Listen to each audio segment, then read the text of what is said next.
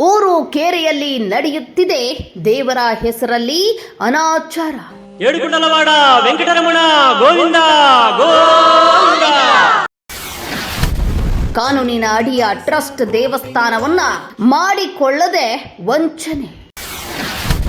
ಕೊರಗಜ್ಜ ಸ್ವಾಮಿ ದೇವಸ್ಥಾನವೆಂದು ಹೆಸರಿಟ್ಟುಕೊಂಡು ಜನರಿಗೆ ವಂಚನೆ. ಶ್ರೀನಿವಾಸ ಗೋವಿಂದ, ಶ್ರೀ ವೆಂಕಟೇಶ ಗೋವಿಂದ.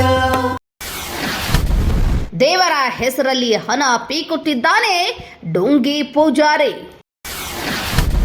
ಮಂಗಳವಾರ ಮತ್ತು ಶುಕ್ರವಾರ ಆಡಂಬರವಾಗಿ ನಡೆಸಿ ಜನರಿಗೆ ಮೋಸ.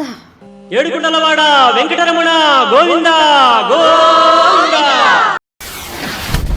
ಕೊರಗಜ್ಜ ಡೋಂಗಿ ಸ್ವಾಮೀಜಿ ಅರೆಸ್ಟ್ ಯಾವಾಗ?